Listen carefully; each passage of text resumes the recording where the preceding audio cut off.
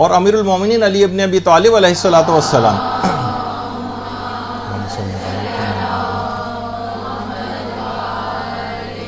جب بھی بیت المال تقسیم کر کے خالی کرتے تھے تو 2 رکعت نماز پڑھتے تھے اور کہتے تھے اے زمین گواہ رہنا، 2 رکعت نماز پڑھنے کے بعد اے زمین گواہ رہنا کہ میں نے حق و انصاف سے ہی اس تجھے بھرا تھا، یعنی بیت المال کی زمین کو، اور میں نے حق و انصاف کے ساتھ ہی تجھ کو خالی کیا.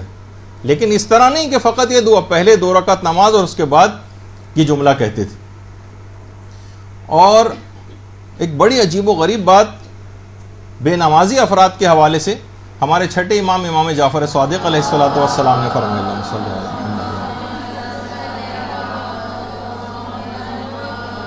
کہ جو افراد نماز نہیں پڑھتے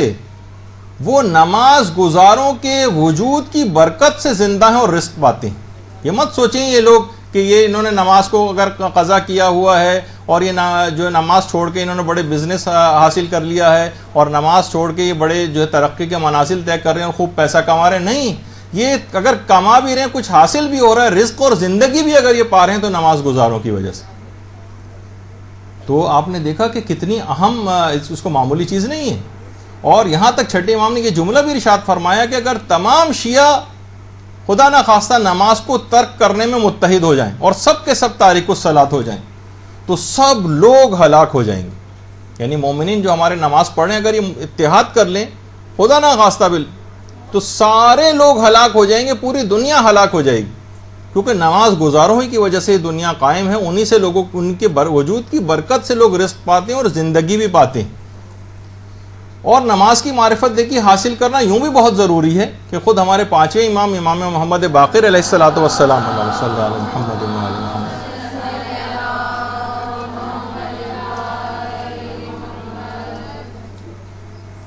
کہ جو شخص بھی نماز اور اس کے آداب اور اس کی شرائط اور اس کے راز و حقیقت کی معرفت نہیں رکھتا وہ ہماری حقانیت کا انکار کرتا ہے. دیکھیے کتنی بڑی بات امام نے کہی، بہار الانوار کی جلد نمبر 82. امام فرماتے ہیں کہ جو شخص بھی نماز اور اس کے آداب و شرائط کی معرفت نہ رکھے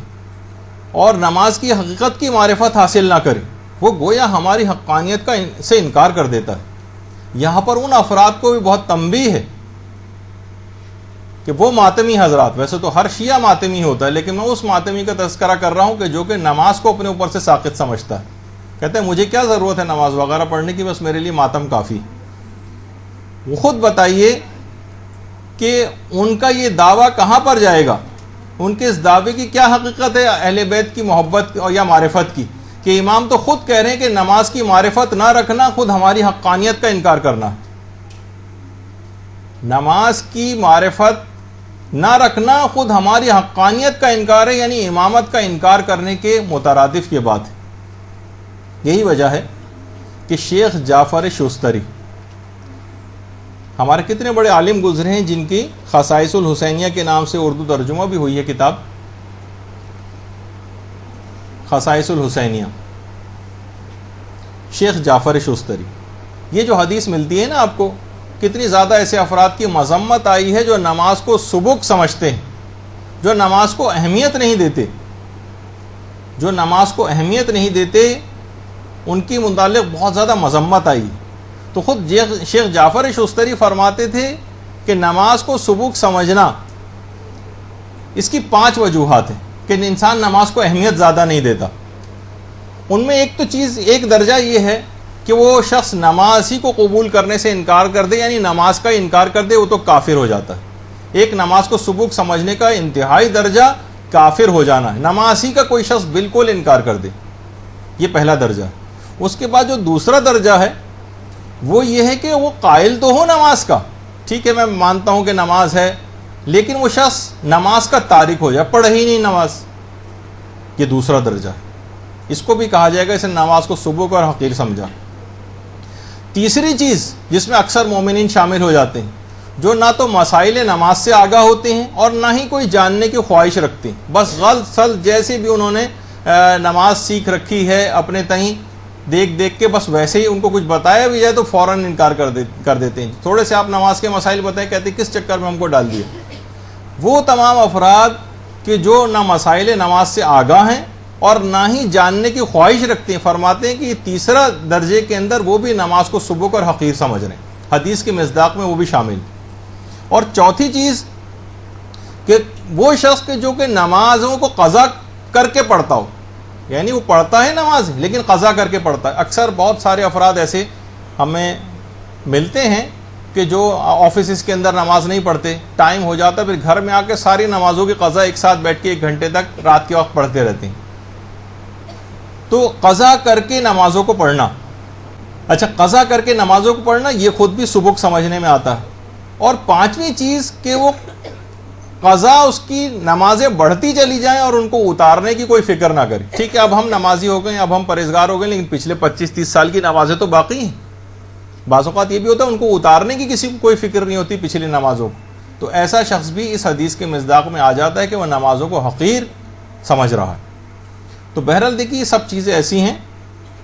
کہ خود ہمارے 5ویں امام یہ جملہ ارشاد فرماتے ہیں امیر المومنین علیہ الصلوۃ والسلام کے لیے، اللہم صلی علی محمد وعلی محمد،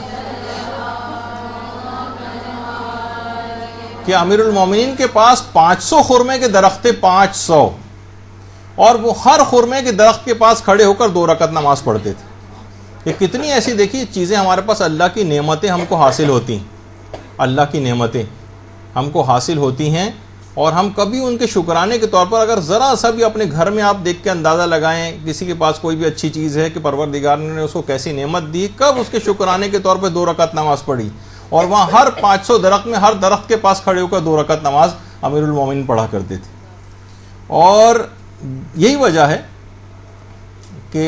رہبر معظم آیت اللہ خامنئی یہ جملہ ارشاد فرماتے ہیں کہ اگر ہر ملک اور ہر شہر کی جو برجستہ شخصیات ہیں کسی بھی علاقے کی، وہ اگر نماز کے سلسلے میں پیش قدمی کرتے ہوئے نظر آئیں تو تمام کے تمام لوگ نماز گزار بن جائیں. تمام لوگ،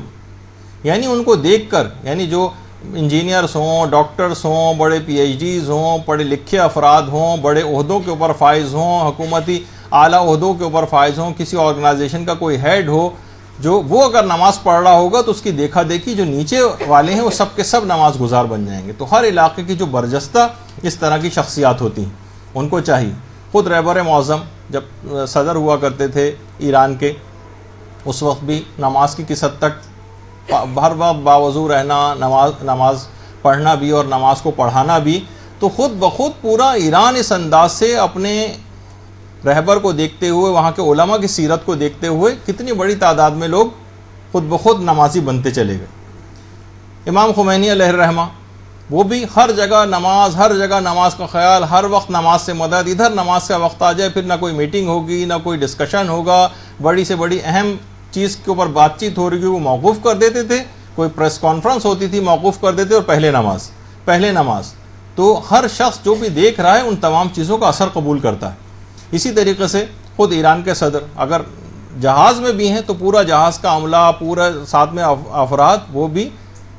جہاز میں سب ساتھ ہی نماز جماعت بھی قائم ہو رہی ہے، نماز بھی ہر جگہ جو ہے وہ پڑھتے نظر آ رہے ہیں. خود ایران کے جو سب سے پہلے صدر تھے جو بعد میں ایک بم دھماکے میں شہید بھی ہو گئے تھے، شہید رجائی، جو الٹے ہاتھ سے پہلی صف میں دوسرے نمبر پہ جو کھڑے ہوئے ہیں وہ شہید رجائی. تو وہ بھی انہوں نے تو اپنی زندگی کا ایک وہ بنایا ہوا تھا، باقاعدہ نظر کر رکھی تھی، قسم کھائی ہوئی تھی، عہد کیا ہوا تھا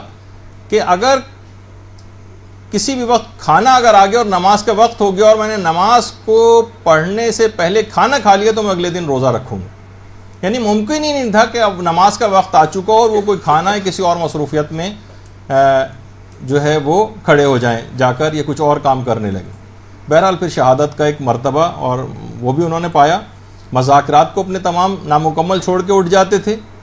تو اس انداز سے کہ خود بخود جب دیکھتے ہیں لوگ ہمارا صدر ایسا کر رہا ہے، ہمارا وزیر اعظم ایسا کر رہا ہے، ہمارے گورنر صاحب ایسا کر رہے ہیں، ہمارے پرنسپل صاحب ایسا کر رہے ہیں، سب اگر نماز کے اول اوقات کی اس انداز سے رعایت کرتے دیکھیں گے لوگ تو نیچے کے افراد خود بخود نماز کے پابند ہو جائیں گے. برحمتك يا أرحم الراحمين وصلى الله على محمد وآله الطاهرين.